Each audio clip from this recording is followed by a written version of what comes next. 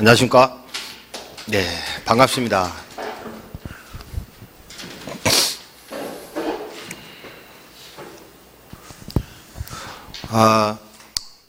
오늘은 소규모 건축인데 새로운 블루오션이라고 표현하죠.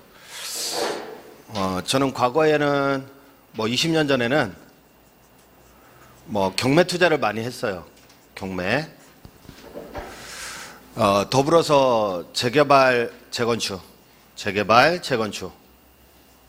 요 수익이 상당했죠.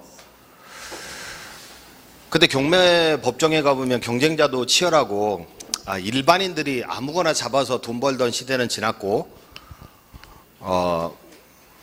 경매에 대한 노하우가 좀 축적된 사람들, 공부를 많이 하신 분들이 돈 버는 영역이 됐어요.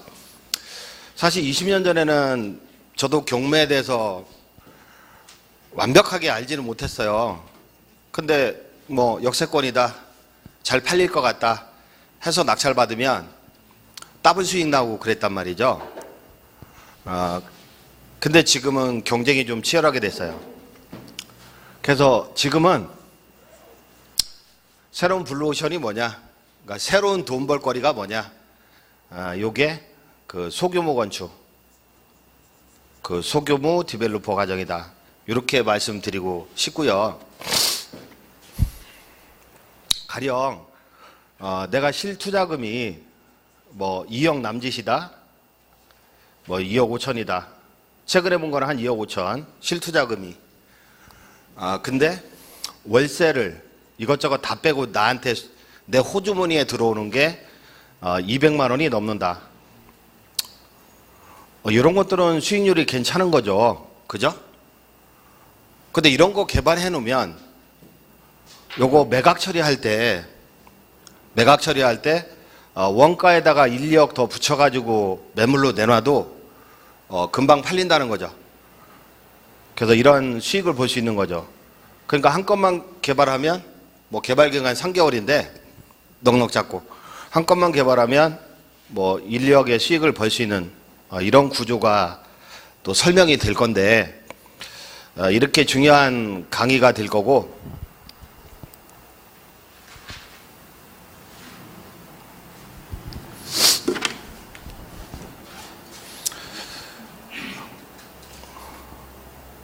제가 담당하는 부분은 뭐냐, 소규모 건축은 3명이 합니다. 강의를 3명이 한다고요. 3명. 요즘은 의사가 수술을 한다 할 때도 협진하잖아요. 내과 의사, 외과 의사, 성형외과 이렇게 협진을 하잖아요. 마찬가지로 이 건축은 종합예술이라고 표현하죠. 그래서 혼자 모든 분야를 다 아는 경우도 있겠지만 그렇지 않다고 봐요, 제 생각은. 그래서 제가 담당하는 부분은 그 소규모 건축 실패기다, 이렇게 얘기하고 싶고, 그래서 처음에는 책을 쓸 때 우리 교재도 한 달 있으면 책으로 나옵니다. 이 과정 중간에 나오는데 실패를 강조하고 싶어요. 돈 버는 것도 중요하지만 안 까먹는 게 중요하거든요. 근데 실패기를 강의하려고 생각하다가 제대로 좀 해봐야 되겠다 해서 성공기까지 플러스 하게 된 거죠. 그래서 제가 강의하는 거는 이 부분이고요. 성공하기 위한 과정, 이런 것들은 다른 두 분이 강의하게 됩니다. 그래서 저는요, 건축을 남한테 시켜봤지, 제가 건축법이나 주차장법이다, 부동산 공법이다, 대략적으로는 아는데 아주 전문가는 아니라는 거죠. 그러니까 저는 사법입니다. 사법 쪽에 전문가라면 전문가고, 공법 쪽의 전문가들은 나머지 두 분, 그리고 실제로 해본 경험이 있는 분들, 저뿐만 아니라 다른 분들도 수없이 건물을 지어봤어요. 매도도 해봤고 또 빌라 같은 거 줘서 분양도 해봤고, 그래서 분양 같은 경우도 마케팅 이런 걸 공부하셔야 되는데 이렇게 이루어져 있고요. 소규모 건축 실패기, 제 강의는 그렇습니다. 그렇게 어려운 내용이 아닙니다.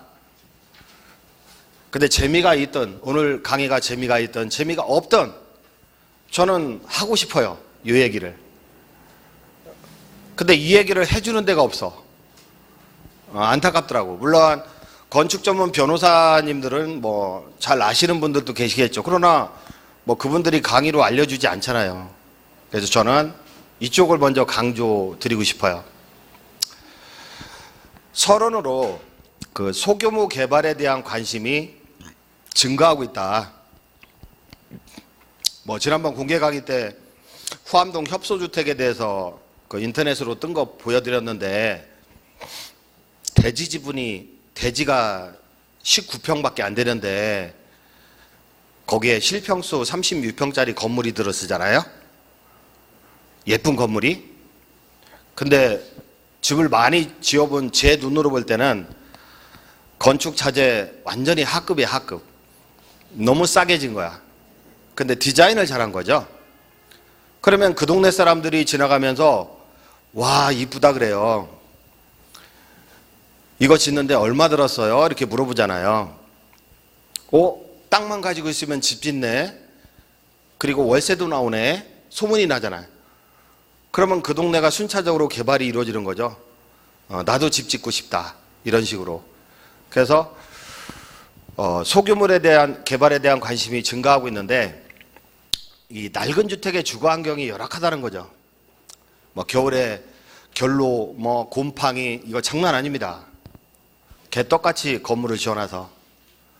근데 그 동네 아주 세련된 외관에 또 들어가 보니까 아주 수납 공간도 여유 있고 싱크대도 기가 막힙니다.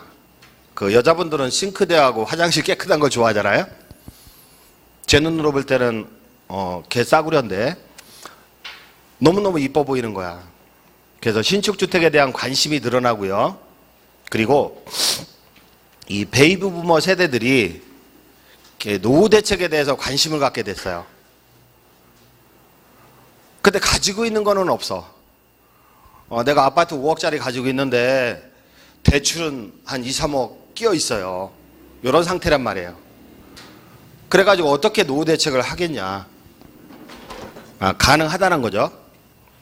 그래서 베이비 부머 세대들이 기존에 보유하고 있는 아파트를 매도해서 내 돈 한 2, 3억 정도 지고 있다면 수익성 건물로 갈아탈 수 있다는 거죠. 그런 구조를 또 설명을 드릴 건데 상가주택이나 다가구 원룸주택으로 갈아타고 싶은 그런 욕구들이 있다는 거죠. 그래서 저는요, 요즘 IT 산업이 블루오션이라고 얘기하는데 저는 그 IT 산업 못지않은 새로운 블루오션이 그 소규모 개발이다. 레드오션이 뭔지는 아시죠? 남들 다 하는 거 쫓아서 해봐야 뭐하냐 이거. 남들이 치킨집 차리니까 나도 차리고, 은퇴자들이 동료들이 식당 차리니까 나도 차리고, 이거 남들이 잘 되는 거 해야 안 됩니다. 남들이 안 하는 거 해야 돼. 새로운 시장을 개척해야 된다는 거죠. 근데 소규모 건축은 상당히 위험하다는 거죠.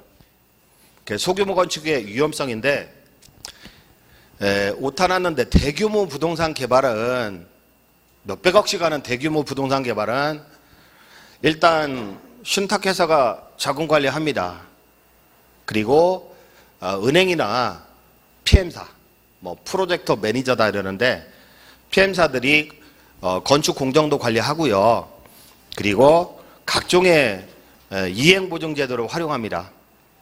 이행보증제도도 이따가 또 나오지만 그러다 보니까 책임 준공이 가능하거든요. 사고 없이 준공이 난다고요.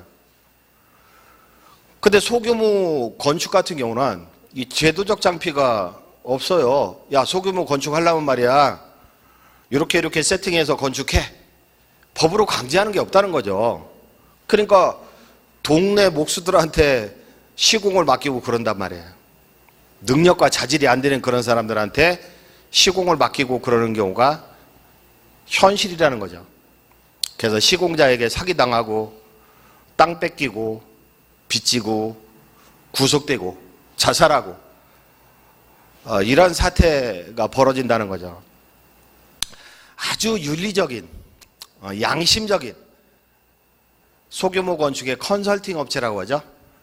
이런 컨설팅 업체들도 부재다, 사기꾼들이 많다는 거죠. 그래서 이 강의 개설의 동기는 세 번째 나오죠. 저는 예전에는 경매 투자로 성공했어요. 그러나 지금은 예전 같지가 않아.